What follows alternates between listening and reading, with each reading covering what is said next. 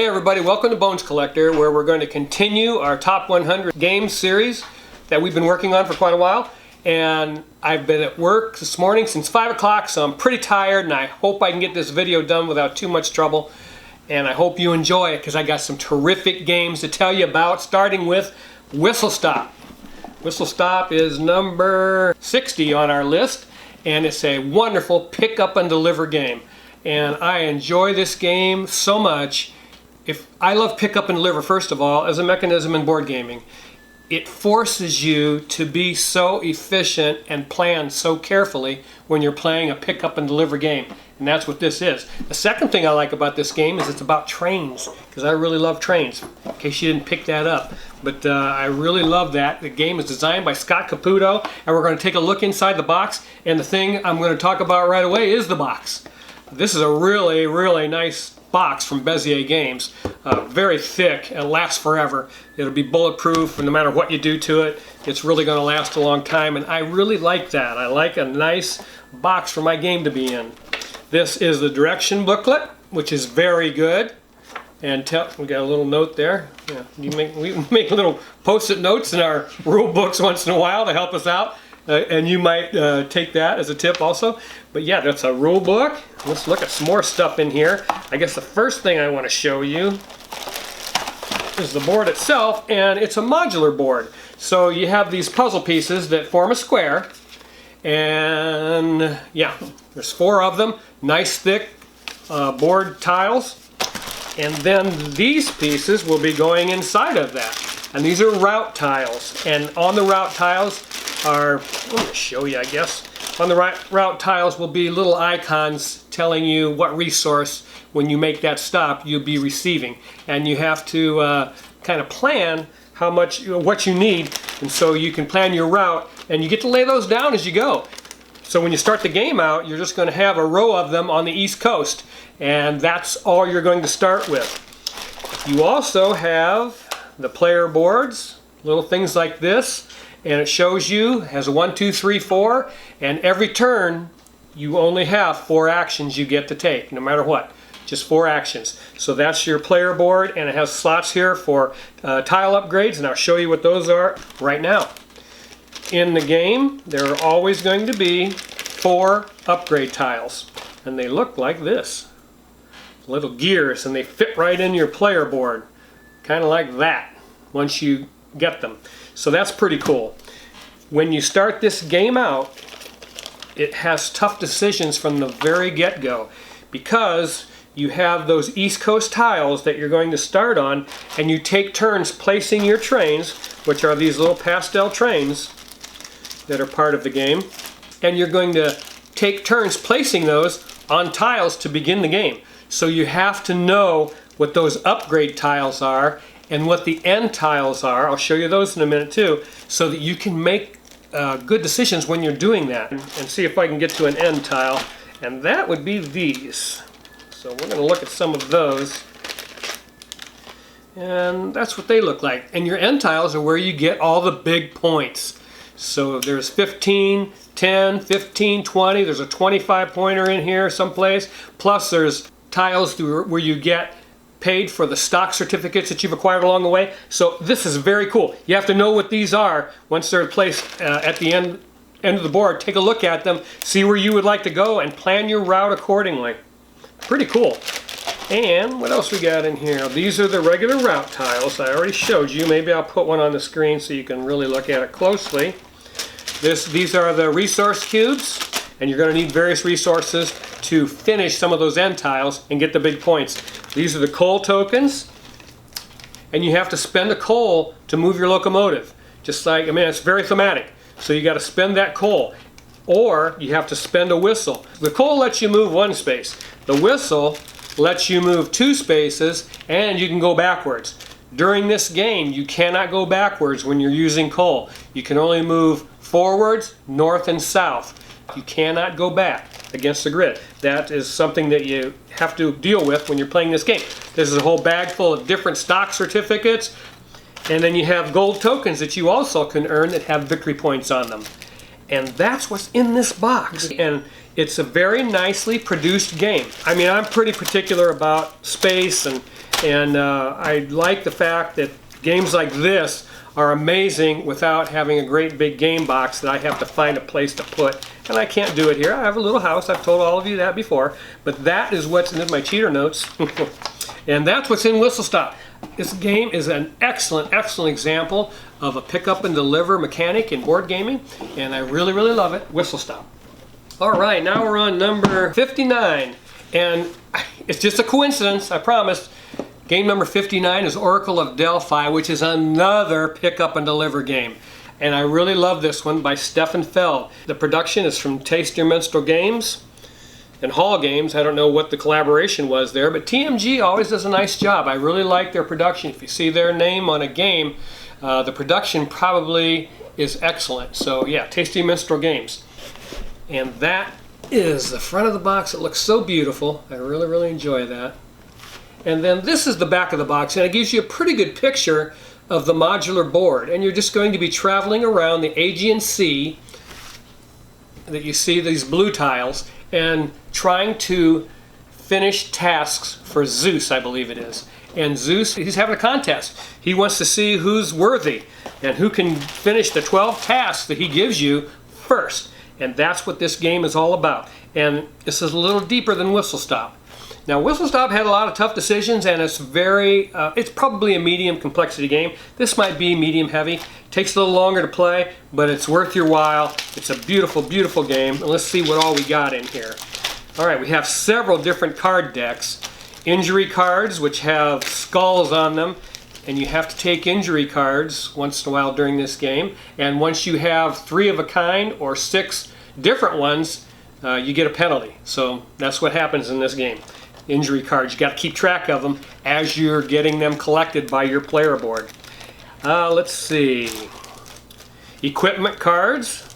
Yeah, we've got quite a few card decks in here. Equipment cards are special benefit cards that will assist you in different ways in your quest to finish those tasks. They give you a special power. That's pretty cool. Let's see what else we got in here. Companion cards. Companion cards are different characters, again, that you can acquire during the game, and they will give you a special power also, and they're front and back. So that's pretty cool. I really, really love the card play in this game. And it's just another mechanic that meshes well with everything else that Stefan Feld designed in this game. All right, these are different bags of player tokens that you will use during the game, and we have them in different colors. And then every player has 3 dice, and the dice are 6-sided dice, but they don't have pips on them like a normal boring dice. These have icons on them, and the different icons mean different things when you roll them, and that's pretty cool. I really love that. Plus, in the bag is your 12 tasks that you have to complete for Zeus. And you run around the board completing those, and the first one back to Zeus wins the game. You have to do 3 of everything. You have to build 3 statues, 3 shrines, and then you have to gather up some resources and deliver them to temples, and then defeat 3 monsters. I think that's the 4 things. Don't quote me on that, but that's got to be pretty close. There's a bunch of miscellaneous pieces, monster tiles, and so forth. Yeah. So you have to do battle. And let's see, there's some island tiles, and these are tokens that are going to be laying on the board and get you rewards when you turn them over. These are favor tokens from Zeus. Oh gosh, here's another deck of cards I didn't tell you about, the Oracle cards. Oracle cards, when you roll those dice on your player board, each icon does a different action, and you may roll your dice to the tune of not getting the action you want, and that's always a possibility, but you can mitigate that with these Oracle cards. So that's pretty cool. Then you have ship tiles, and then here's all our pieces of modular board that will be laid out, and I think you can do it just about any way you want.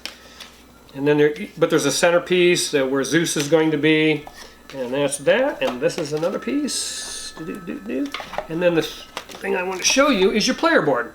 And these are kind of cardboard, and this is the Oracle. When you consult the Oracle, that's when you roll your dice. The last thing you do on your turn is roll the dice, and then you're going to put them on your player board, and play on the whole time your opponent's taking their turn. Then over here is a God track, and you move up this God track. When you get to the top, you get the special benefit, and you move those by what the other players roll. If I'm playing a two-player game and my wife Lori rolls a blue die and I have my blue God over here off the starting row, I get to move it up one and get up there faster to get that reward. So that's pretty cool. And there's your shield, where your shield goes for your defense when you're fighting monsters.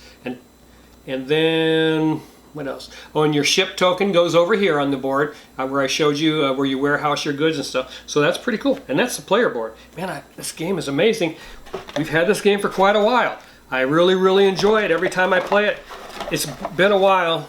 See, I keep a little post-it note in the lid. Tells me when the last time we played this game. Lori and I keep that in there. And April of it hasn't been that long. April of this year we played this game. So yeah, when we played it, I was like, oh, this game is amazing. But every time we play it, we really, really have a good time. And that is Stefan Feld's Oracle of Delphi. Showed you everything that's in the box. I love this game, you guys, and you will too if you play it. Next game I want to show is number 58, and that's 5 Tribes by Bruno Cathala. I've said before, Bruno Cathala is becoming one of my favorite board game designers because he designs a game that's kind of a light to medium complexity. This is published by Days of Wonder, and they always do a nice job with production. I think there's a lot of thinking and a lot of things to do in this game, and it kind of has a Mancala feel to it, but you can see the modular board. I think it's a 5x6 squares of tiles that you're going to lay out and populate it with all kinds of meeples. Each color of meeple is a function or an action that you're going to take when you trigger it by moving that Mancala mechanism around the board. Yeah, so it's a set collection thing also. You have these cards that you're going to try to collect during this game. And I think it's the green meeples, which are the merchants. I think that's the one that lets you choose those cards. Plus there's some tiles in here that will let you choose those. But yeah, that's what the game looks like. And it's got a cool bidding mechanism for turn order. And that's pretty neat. Okay, let's take the lid off, see what this thing looks like. And I love the art, don't you guys? I love 5 Tribes. I think sometimes people think, well, it's a Days of Wonder game, it's too easy, but trust me, there's a lot going on in this game. Here's the rule book. Large print, which I enjoy. You guys know that because my old eyes can't see tiny print. I really like that. So that's pretty nice. And your player boards are pretty cool because they tell you exactly what to do, and they tell you what each color of meeple does. So that's so helpful. And it tells you how to score. And it tells you all of the bonuses and stuff that you get on these boards. And then on the other side, it has the Djinns of Nagala. The Djinns you can acquire, and that's these cards. There's a big deck of them in this game. And each Djinn has a special power, and you want to get some of those. It's hard to use them because it's expensive. You have to spend some of your meeples, I think 2 of the white meeples, in order to activate your Djinn card once you get it. So you have to get it, then you have to activate it in order to take the benefit. So it's a lot of fun to try to weave that into your game plan so that you can use it. So that's the player boards, and this is the board. All these tiles, that's the board. And the 6 that you see in the upper, that would be your upper right hand corner, that 6 is the points you get if you are able to empty this tile, take the last meeple off of it, and put your camel on that. You get those 6 points. But yeah, really nice thick tiles to make up this board. This game, you could play it, and it would never suffer as far as wear, which I really enjoy. And then here's your deck of, I think they're called resource cards. But yeah, so you get a whole deck of those. And let's see, I'll show you the insert here because it's cool. These wooden things are called palaces, and there's some of these tiles that you're going to play with on the board. It tells you put a palace on this tile, and if you happen to have your camel on there, you get the points for that palace. So that's pretty sweet. And then the other thing is trees. So you put trees on an oasis. Yeah, chunky palaces that are gold, chunky trees that are color of wood, and same mechanism. You want to have your camel on the tile with a tree, and then these are the camels, and we use pink and blue because there is no yellow and green, but they're very nice wooden camels. There's 2 more colors of those camels, and let's open this up. And this bag is chock full of different color meeples, like a rainbow. She's a rainbow. Nobody remembers that song but me. All right, there's the meeples, whole bag full of them, and this is the turn order track. Again, you're going to be bidding for the turn. So whoever went first in the last turn gets to bid first, and you can see on this track it has numbers. So if you want to go first, you can choose one of these and pay, or you can not want to go first and maybe take your chances and park your marker on a 0, and you can get backed up doing that. More often than not, I will pay $1 at least and put my markers on there, and you get 2 in a 2-player game. You each get 2, so it's a possibility you might have 4 turns in a row in this game. And then here's a peek at the insert, and all your victory points are on these money tokens, and you just acquire them in different ways during the game. There's your board, there's your gin tiles, there's your resource cards, bag of meeples. There's all the player markers right there, and the only color you can be is pink and blue because they're the only ones that have double colors. And that is the insert, and I really like it. I really like this insert. It organizes everything in this box, and you don't have to label anything. You just put it in bags separately, and you're good to go. And that is 5 Tribes. I love this game by Bruno Cathala. I have so many of his games. Okay, that's 5 Tribes by Days of Wonder. All right, next. Number 57, Croft Wagon by Matthias Kramer, the V6 edition. V6 is a few extra tokens in the game. I won't talk about that, but pretty cool. Now, in this game, if you've played Glenmore, it has the same turn mechanism as Glenmore. If you have not played Glenmore, it works like this. You have a square, and your markers are going to be on that square, and the person that's in last place goes first. This box is very nice. This is the back of the box, and this game is about the automobile industry. I love 3 auto games that I've played. One is Kanban by Vita Lacerda, the other is Automania, and then there's Croft Wagon. This is my favorite of the 3, and here's why. Kanban is excellent also. I really love it. It's in my library. But it takes a long time to play, so I got to be in the mood. It's a pretty deep game, and it takes a while, so you kind of have to pick your moment for that game. Automania, I really liked everything about it, the mechanisms and everything, but it didn't have that industrial feel that I like for this theme, and that's why I like Croft Wagon.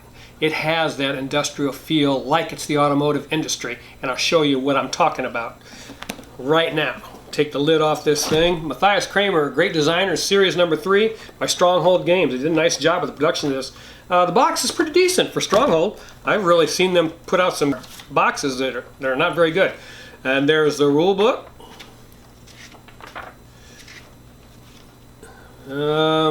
Yeah, print's not too bad. It could have been a lot larger, but it's not too bad. That's the rule book. My cheater notes that you guys know is in every box in my house. And let's take a look at some of the goodies in this box. It's a very, very well produced game, everybody. These are your player boards. Nice thick cardboard. And that's what they look like. And you'll put your chassis and your engines on there, which will determine what level of car you're trying to sell to investors. So that's what that's about. And on here, this is the game board. So you have the Grand Prix going on over here. This is the turn order mechanism. There'll be tiles all around here, and you will move onto one of those tiles and you will take that action. Now you may say, you know what, I don't want that action, or that action, so I'll take that action. 4 tiles up the row. Well, that's just great. You may need that, but now your opponent, who's way back here, can take that action, that action, that action, then jump you and take that action. So they can end up taking 4 turns before you get another turn. So that's the price you pay, and you have to think about that when you jump some of those tiles to get a specific action. And then over here is where you'll present your cars for sale to these investors. And that is the board. And over here, the card decks go over there, and I can't remember what they're called, but very, very cool mechanic. And here's why I like this game over Automania. Automania just had kind of a cartoony type of feel to it. This game, you feel like you're in the automotive industry because, I mean, these thick tiles, man, these are nice, really nice. And it has different cars. There's Daimler, Vis-a-Vis, Tatra 11, some of these great cars from the history of the automotive industry. So yeah, a bunch of pictures of old cars makes you feel like you're in the auto industry trying to make a go of it. And that's pretty cool. Those are the big car tiles. And then you have engines, the engine tiles that you're going to be putting on your chassis. These are called chassis, body tiles, chassis. And then you have to have an engine, and they have different values, and that makes a big difference in the game because the higher the value of your engine, the more points you get when you sell to an investor. Okay, then we have award tiles that get you extra points. Buyer tiles, those are your buyers. I call them investors, they're buyers. You're trying to sell your car, and that's how you score points at the end of every round. There's the V6 expansion tiles, and those go on that track that I told you have different actions on them. These have new actions. There's your price markers for how many points you're going to get when the buyers buy your car. The engineer markers and tiles. What else we got? Wooden cars and markers, and these wooden cars go on the Grand Prix track, and you get points for going around the Grand Prix track. Those are your action tiles that go on that action square mechanism. And these are research cards, and this is that deck of cards I told you about that go in the upper right hand corner of that board I showed you, and each one of these has a different function. This will give you a more powerful engine. You get to move 5 spaces on the Grand Prix track, various things like that. And also in this deck are auto industry giants that you can collect and give you a special benefit. And you also, if you can collect like, I don't know, 3 or 5 of them, you get a special award, one of those special award tiles. I mean, all these guys that were giants in the auto industry, so you get to know some of these guys and what they were doing in the auto industry. So that's pretty cool, and that's why I like this game. Not to mention the fact that this is kind of a medium weight game, which I like. Lori and I really like that in board gaming. It's not too hard, not too simple, and there's enough there to keep your mind busy and have you have a good time when you're playing it. And that's Croft Wagon, a basic overview of it, a basic look at the components, and I hope you love that because it's a good game. Okay, and game number 56 is Forbidden Desert by Matt Laycock. Yes, Matt Laycock, the designer of Pandemic. And this is another wonderful cooperative adventure game that you can enjoy together as a team of explorers, but you're crash landing in the desert and you have to put together your ship and escape because it's been damaged and parts have been scattered all over the place. But the bad news is the sun's going to beat down, the sand is going to shift, and it's going to be very difficult for you to acquire these parts, all meet on the same tile, and get the heck out of there. So let's see what's in this box. And this is a tin. But, I mean, I like it. If every game came in a tin, I wouldn't like it. But every game doesn't come in a tin can. This one does, so I'm okay with it. And it's kind of different. And here's the back. Does that show us anything? It has kind of a picture of the ship and then a piece of the board on it. So, and that's what it looks like. The board is going to be a group of tiles, and they're going to have sand tiles, and I'll show you those that go on top, and that sand is shifting all the time, and the board moves constantly. So that's pretty cool. I love this game. I mean, it's the first time I played it, I knew I was in love with it. This device determines how hard a game you want to play, and it has novice. When you start at the very bottom, that gives you a little more leeway before you lose. And so you got novice, you have normal, elite, and legendary. Legendary starts right there, so you don't have very much time to get that done and win the game. So let's see what all's in this box. And look at that, you guys. A cool insert. Everything fits in that. And this game is amazing and inexpensive. There is Forbidden Island. Don't confuse it with that. Forbidden Island is kind of a simplified version of this. Still a wonderful game if you have that, but this game is a little bit harder.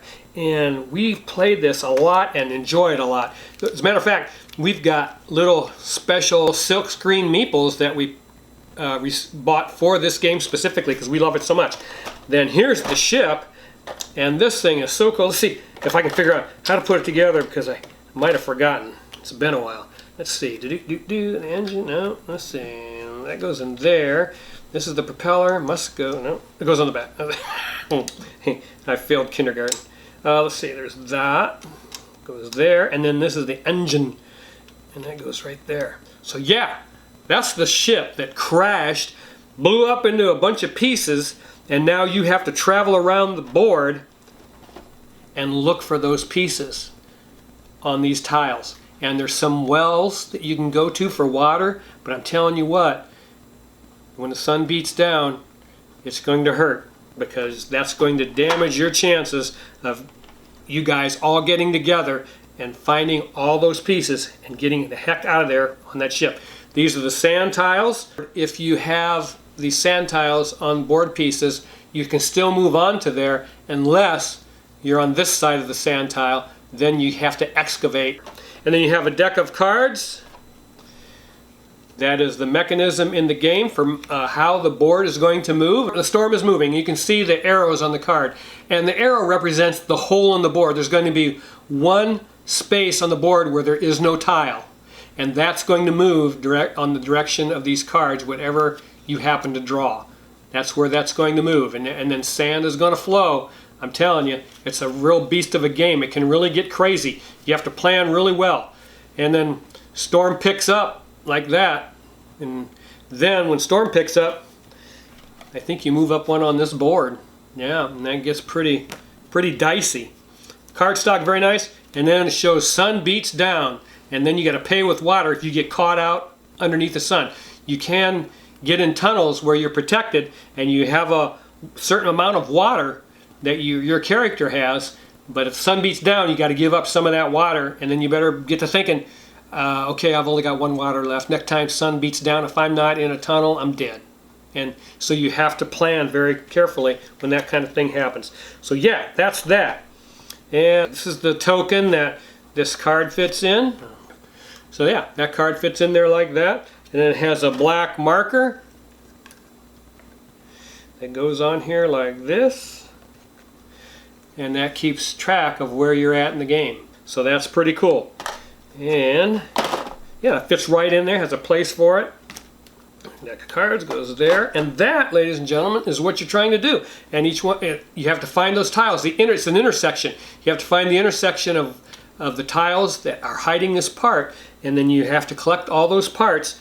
Then all of you have to meet on a certain tile at the same time and get the heck out of there. Otherwise, you all lose together. And that's the wonderful thing about co-op adventures. You win as a team and you lose as a team. And that's pretty cool and a lot of fun. You get to plan together and have a good time and talk it over and ask yourself, what's the best move? Because things will get so tight in this game that you have to think really hard on what we're going to do to survive. It is thirst for survival. You know how I know? Because it says so right there on the cover. Thirst for survival. That's what this is. And that, ladies and gentlemen, is Forbidden Desert, game number 56. Yeah, I hope you try that one out if you haven't already. Okay, game number 55. And we're going to look at Lords of Waterdeep. Lori and I enjoy it. Every time we play it, we enjoy it. And that's the back of the box, and you can see the board. This is a worker placement game in the Dungeons and Dragons universe. And you have different locations on the board that you're going to go to perform different actions. As simple as that. Here's some things I love about this box. Look at that lid. It's like, I don't know what you call that, like a piece of a lid. And then the box itself is, it's got a split right there. So I don't know what their goal was with this box. It's different, and it's held up. I will say that, and we don't have any problem with it whatsoever, and I'll show you why. But first of all, you have a player board that's made of cardboard.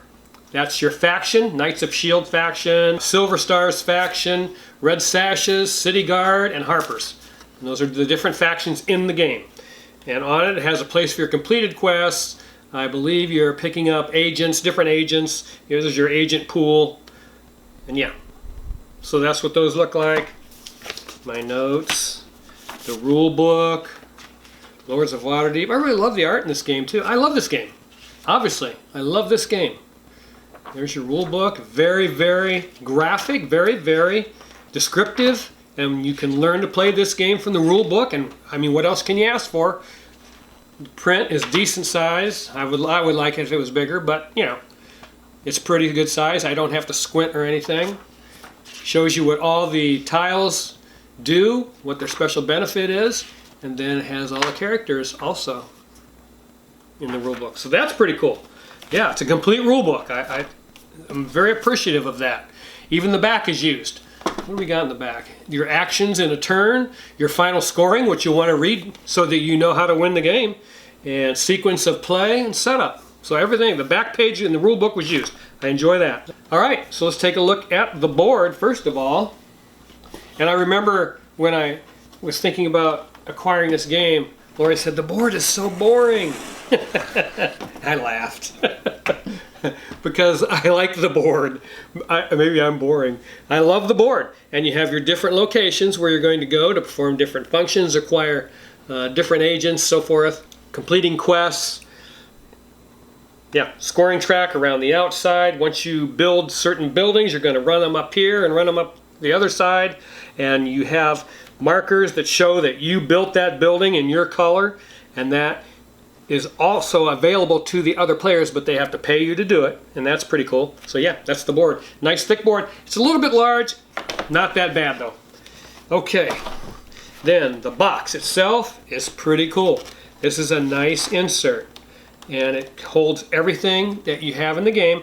I will say this box has to lay flat. If you stand it up, pieces are going to go all over. So it's just one of those that we have kind of cried uncle, and we're going to lay it flat so that when we go to get in it, things aren't all over the place. But it's pretty cool. So yeah, it has these rocker mechanism in the insert itself so that you can grab these 3 decks of cards very easily. And these are the different quests that you're going to complete. And I love the art on these things, but I love black bordered cards. I know the thing right now in board gaming is to not have any borders on the cards. I don't like that as well. But yeah, that's our quest cards that you're going to complete. These are our different Lords of Waterdeep. The characters that you will be to begin the game. Different characters. Love the art. Love the powers. Then we have, underneath those, the different building tiles I told you about. Whole bunch of them. Not all of them will make the game, but you got a whole bunch of them, and there's different rewards and benefits to receive when you go there. So those go in there.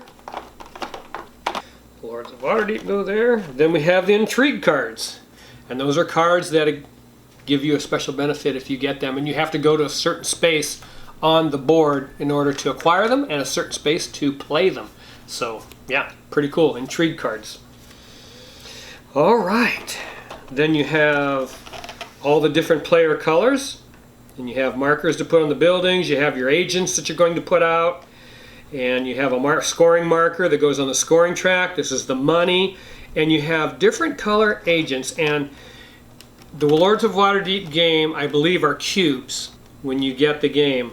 We really like this game. We knew we were going to keep it, and so we went out and got these little meeples that were the same color as the cube. So let's see what we have. I'm going to read them to you. We have rogues, fighters, wizards, and clerics. So we bought all these little meeples to trick out this game just a little bit, because again, we enjoy this worker placement game very much.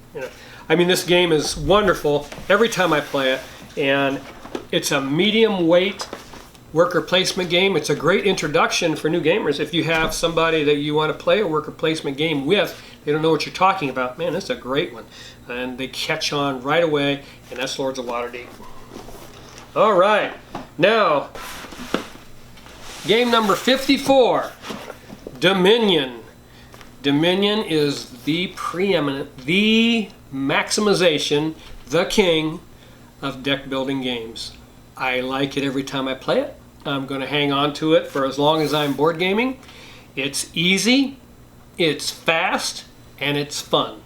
And this box, I meant to weigh this box before I did the video. I'm guessing, I don't know, 10 pounds maybe plus. And the reason why it weighs so much is, nice box. The reason why it weighs so much is I took the insert out because I bought a couple of expansions and I wanted to get them all in one box because I'm tight for space. And so I did fit all the expansions in this box, and then Lori went through, my wife Lori went through and made these little dividers for all of the cards. And these are some metal tokens that I have for the prosperity. Yeah, the expansions we have are Intrigue, Empires, and Prosperity. And you have metal tokens, and that doesn't hurt the weight of this game any. These are kind of heavy, but it's got metal tokens with those expansions that you use during the game, and that's pretty cool. So, but I just want to show you real quickly why I love this game. One of the reasons why I love this game so much, and that's one of the cards, and I'll have it put on the screen, but I love the art in the game. A lot of people complained about that art. I love the art in this game, and I love the fact that they have black borders around all the pictures, because for me, that makes the cards pop more than borderless cards. I just don't like borderless cards. Now, in this game, you're going to be building a deck, and you simply take those cards and play them, and as you get more powerful, you're going to take more and more actions, and it just keeps escalating from the moment you play your first hand. And it just goes and goes and goes until somebody acquires a certain number of points and they win the game. And it's very fast. You can play a game of base Dominion once you get good at this game in 10 minutes. I bet 10-15 minutes. And that is pretty cool. So if I can just remember where I got this card. Put him back where he belongs. I have some foam things, fillers in there to keep the cards separated. And I just love this game, you guys. If you haven't played Dominion, it's the best deck builder, and especially if you have friends that don't know how to deck build. Maybe they've never played a deck builder game. This is just an excellent one to introduce them to that mechanism.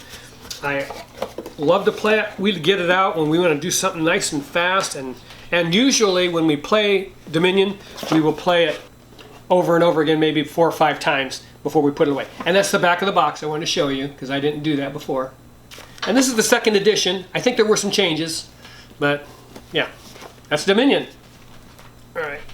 Oh gosh. And number 53. Number 53 is Agricola, All Creatures Big and Small. It's a 2-player only game. And this game, for Lori and I, has replaced Agricola. I like Agricola, but it takes a while to play. I think you have to learn Agricola, and I'm talking about Uwe Rosenberg's original Agricola game. It's something that you have to play quite often to get good at it. And it has a card mechanic in it that kind of slows down the start of the game for us. This one takes away that card mechanic, and you're still doing everything that you were doing in Agricola. You know, the animal husbandry, the building the pens, and having cows and pigs and everything, giving birth to all those new animals. And that's the back of the box. And this game just came out in 2018, I believe, the big box. There was a smaller version of this game that came out prior to this. When we saw the big box, we wanted to get it. And once we played it, we knew we would no longer play Agricola, just because this supplants it, replaces it. It's quicker. It gives you the same feel. It's not quite as restrictive, but it's pretty restrictive. Don't get me wrong. There's a lot to think about in this game, and you have to take baby steps, just like Agricola, but it takes the cards out of the game and makes the game smaller, more compact, so we love it. Let's see what's in the box. Yeah. A nice box. My notes, scoring sheet. There's the rule book. Very similar to Agricola. Again, it just removes the card mechanic and loosens things up just a little bit. Okay, so in Creatures Big and Small, you get all these buildings that you'll be able to build once you acquire what you need. You're going to have a lot of wooden animals, that are going to have babies, and you have to do that in order to score points, just like Agricola. These tiles are very nice and thick. There's your workers, walls, and troughs in there. The troughs looks like a barn. They look like barns. There's the resources that you'll have in the game. I mean, there's like different wooden resources. Wood, ore, I believe, and I think the white is reed. Some kind of reed. So that's what that is. And then there's multipliers in there, little tiles that if you run out of resources, you can use the multiplier in order to finish the game. And then you have pastures where you're going to be building your fences and troughs and having more babies born so you can score more points. And this is more extension boards. Okay, so this is the main board, and this is where you're going to make your action selections with your workers. Simply going to choose on what you want to do, take that action, acquire those resources, trade them in, get bigger and better at having baby animals and scoring points and building buildings that give you more points and special benefits. And that is all creatures, big and small, everything that's in the box. And I love this game, you guys. I don't know if it's difficult to find. I think it's readily available. I'm pretty sure. And it's not that expensive. But again, we really, really love it, and it did take the place of Agricola for us. So that's that. And that was number 53, All Creatures Big and Small. And now we're on the 52, and it's a game by J. Alex Kevern, and it's called Sentient. And this was by Renegade Games, and there's the back of the box. And of course, sentient means sentient robots. In this game, you're trying to build and program robots. This one, it can be difficult to find. I think we found a reasonable copy. We got off the Geek Market on Board Game Geek because it's not readily available, so you might have trouble finding this game. All right, and there's the back of the box. And as you can see, you have some investors up here, they're called. And that's what the investors are, those tiles that you see at the top. And then there's going to be robot cards in between each one of those investors. You're going to bid and try and take that robot and plug it down into your network and program that robot to score points. I'll show you how you do that.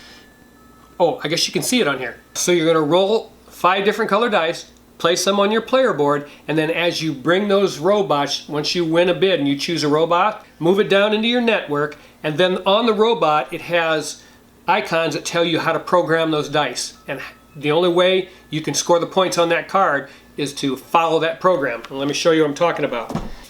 Cheater notes. Rule book is excellent. You know exactly how to play the game once you read that, and that's pretty cool. Then these are your nice thick player boards. They're 2 pieces. They just simply go together like that. So yeah, 2 pieces.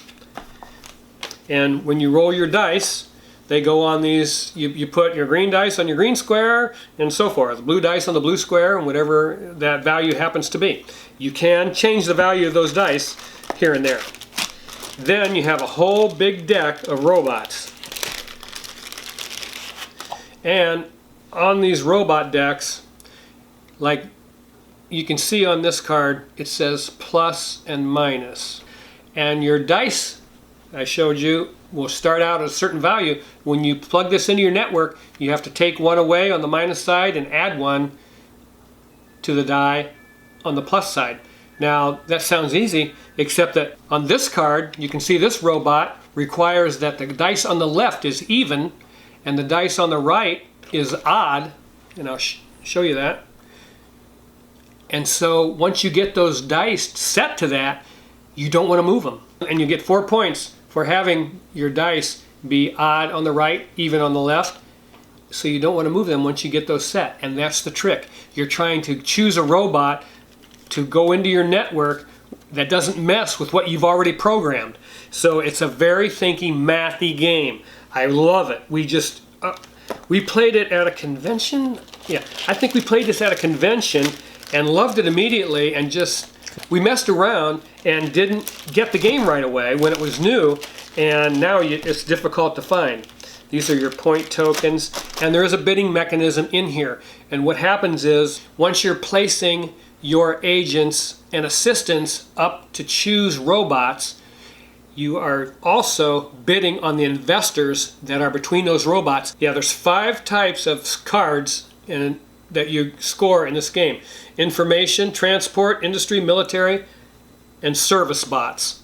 So those investors, if you get the information investor, he will multiply your score on all your information bots at the end of the game. Because once the game is 3 rounds long, and that's your round counter, and 1, 2, 3, and once you go through those 3 rounds, you'll have a stack of cards that you had programmed into your network, because at the end of the round, you remove those cards from your network and put them in a stack, and then at the end of the game, those investors will multiply the bots that you have in that deck, so that if you have a bunch of information bots and you got the information investor, it's going to multiply all those bots and give you more points. So that's pretty cool. And then those are the investors, tiles, thick tiles, and every player has agents and assistants in their color, and you have 5 beautiful engraved dice for each player, and you're simply going to roll those and start the game. And that's pretty cool. We really like this game. It didn't take us long to figure out that this was a game we wanted to have in our library once we played it, and we really enjoyed it. And that, ladies and gentlemen, is Sentient by J. Alex Kevern. He's, again, a very good board game designer that I know, and I trust him. So when he does a game, I usually check it out. That's Sentient. Last game of the 10 is Pioneer Days from Tasty Minstrel Games. And this is designed by Matthew Dunstan and Chris Marling, and I believe Matthew Dunstan did Elysium, if you're familiar with Elysium. And that's the back of the box. And you are pioneers of the Old West in this game, and this is a dice drafting game. And let's take a look and see what's in here. Nice box. Tasty Minstrel, more often than not, does a really nice job with production. Alright, and you have a rule book with very large print that tells you exactly how to play the game. This is the scoreboard, and on this scoreboard is your used dice reservoir. Once you use the dice, make a selection, and you've used the dice, you put it there to keep track of it. And it tells you how many dice to draw out of the bag according to the number of players that you are playing with in the game. And this board, and these are very thick, by the way, this board is the one, it has a general store on it, and it has also money values depending on when you draft your dice. If you have this icon, it's worth $1, this icon's worth $2, this icon's worth $3, and so forth. If you have whatever icon that is and you want to use that dice to get money, that's the amount you get for that icon. Okay?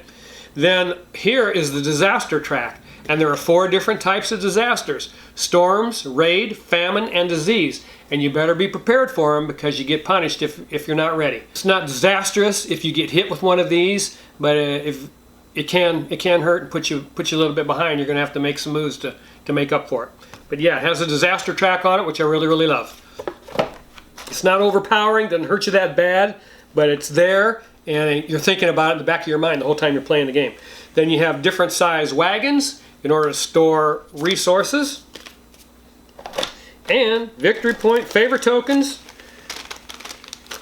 Those are victory point tokens, favor tokens that you're going to get for completing town cards. Each round you'll go into a different town, and there will be a couple of cards. If you've met those goals during that round, you can score those favor tokens.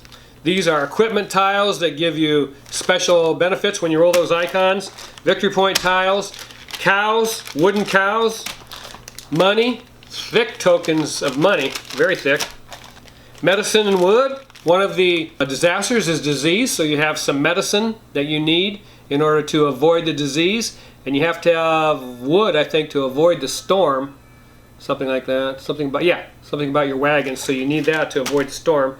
What else we got in here? I'm not going to show you that. It's just pieces that we don't use with 2-player. Then there's the town cards I told you about, and that's your round counter. When you have a new round, you're going to have new town cards. When you get down to the last town cards, you know the game is nearing an end. Then you have townsfolk cards that you can acquire that give you special benefits during the game and after the final scoring round. So you have to acquire some of these to do well in this game. You have to think about those townsfolk cards. Oh, geez. Yeah, this is a whole thick deck of them. I guess I should take them out of here and show you guys. Yeah, nice card stock and very cool, kind of Old West looking cards.